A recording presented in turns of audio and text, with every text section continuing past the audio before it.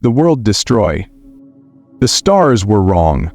That was the first thing Dr. Evelyn Carter noticed when she stepped onto the observation deck of the deep space research vessel Erebus. The constellations were subtly distorted, as if the universe itself had shifted while she slept. She blinked, rubbed her eyes, and checked the ship's navigation systems. Everything was functioning perfectly, yet the stars refused to align with the charts. It was a small anomaly, but it gnawed at her, a splinter in the fabric of her understanding. Evelyn had spent her life chasing the unknown. As an astrophysicist and xenobiologist, she had dedicated herself to unraveling the mysteries of the cosmos. The Erebus mission was her crowning achievement, a journey to the edge of known space to investigate a mysterious signal emanating from a distant star system.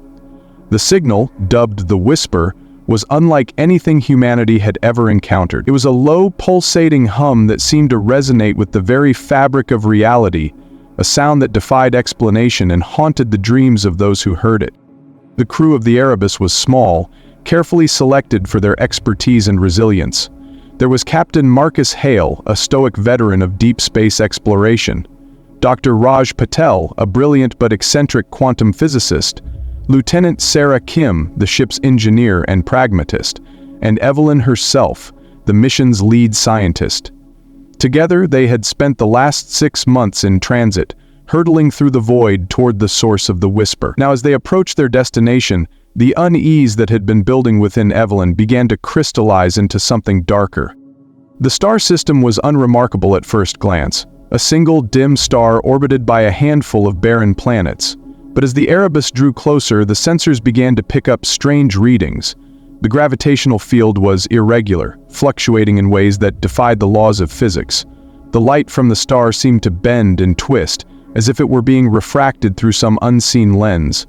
And then there was the signal, growing louder and more insistent with each passing hour. Evelyn stood at the observation window, staring out at the alien starscape.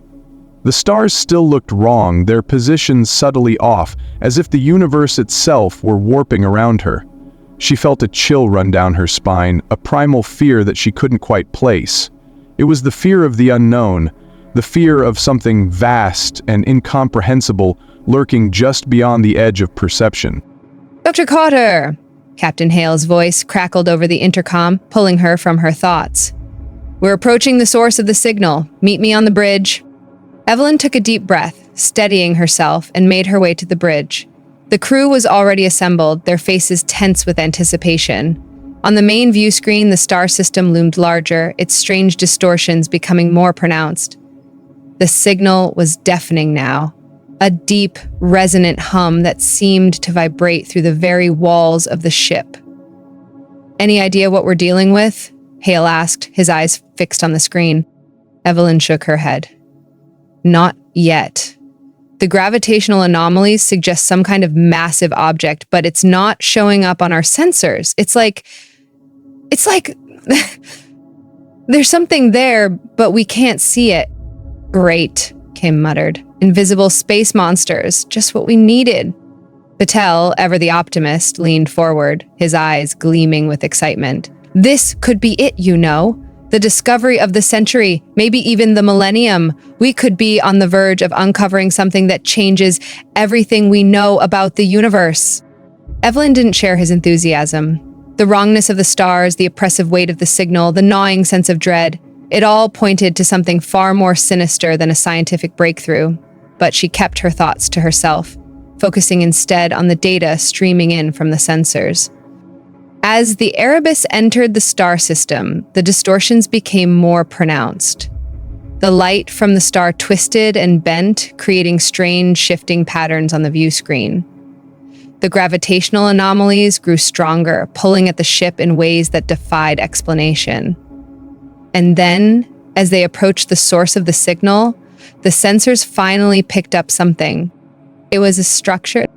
At first, it was little more than a shadow, a faint outline against the backdrop of space. But as the Erebus drew closer, the details began to emerge. It was massive, dwarfing the ship in scale, its surface a labyrinth of twisting organic shapes that seemed to shift and writhe as if alive.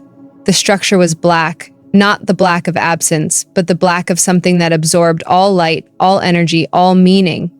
It was a void given form, a hole in reality itself. Evelyn felt her breath catch in her throat. The structure was unlike anything she had ever seen, a nightmare made manifest. It was ancient, older than the stars themselves, and it radiated a sense of malevolence that made her skin crawl. The signal was coming from within it, a low, pulsating hum that seemed to resonate with the very fabric of her being. "What the hell is that?" Hale asked, his voice barely above a whisper. Evelyn shook her head, unable to tear her eyes away from the structure.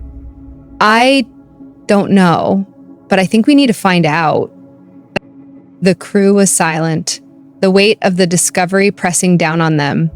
Even Patel, usually so eager to dive into the unknown, seemed hesitant.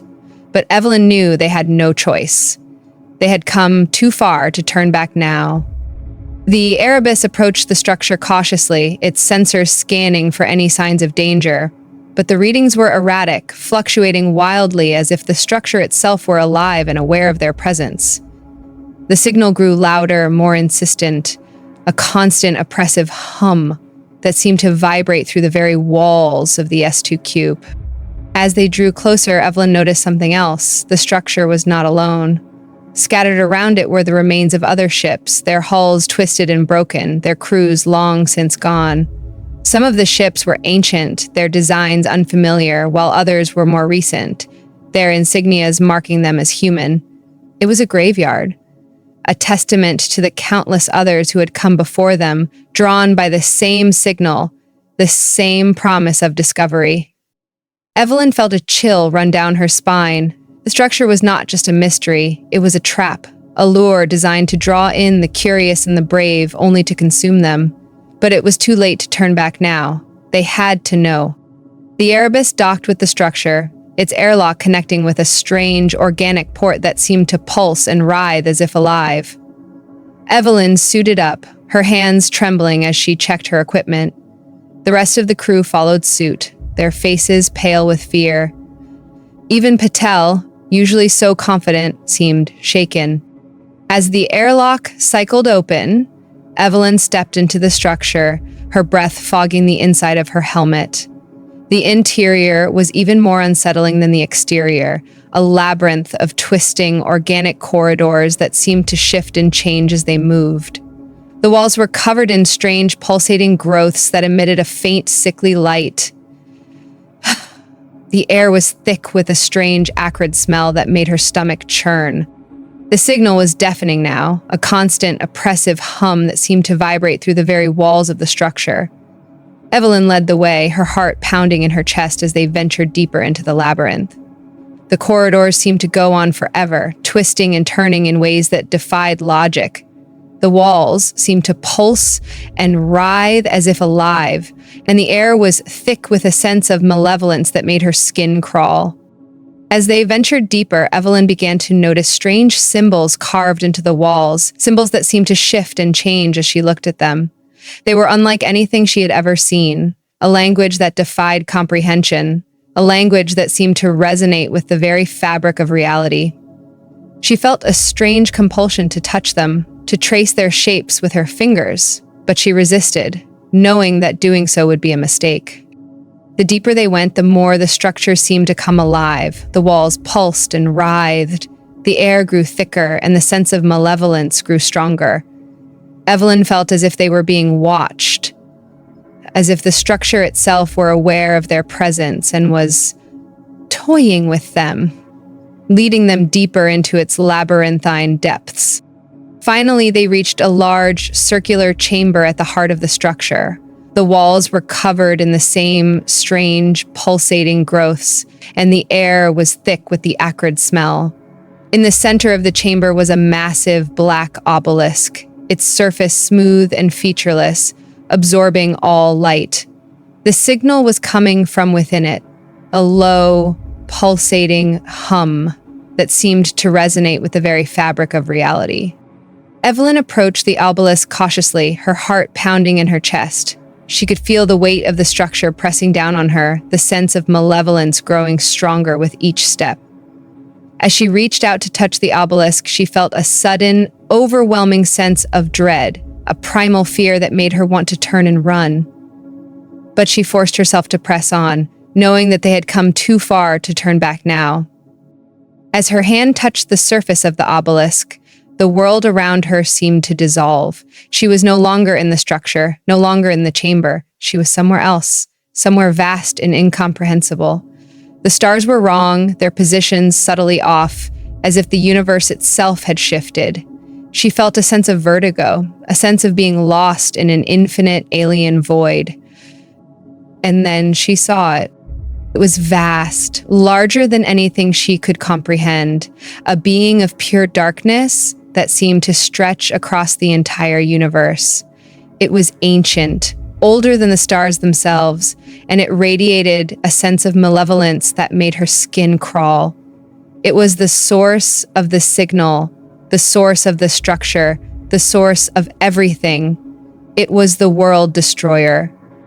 Evelyn felt a sudden, overwhelming sense of insignificance, a realization that humanity was nothing more than a speck of dust in the vast, uncaring cosmos. The world destroyer was aware of her, aware of humanity, and it did not care. It was beyond comprehension, beyond understanding, a being of pure chaos and destruction.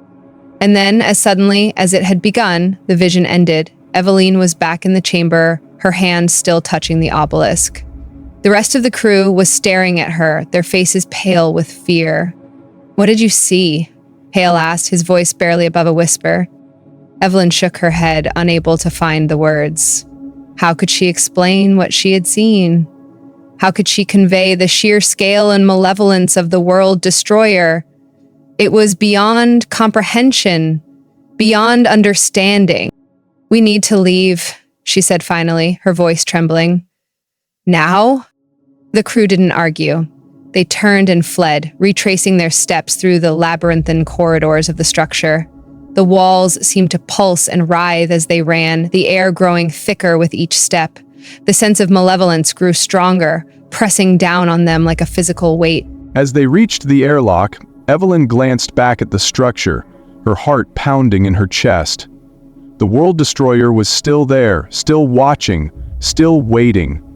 It was a being of pure chaos and destruction, a being that defied comprehension, and it was aware of them. The Erebus undocked from the structure and fled, its engines straining as it hurtled away from the star system. The signal grew fainter, but it never disappeared, a constant, oppressive hum that seemed to resonate with the very fabric of reality.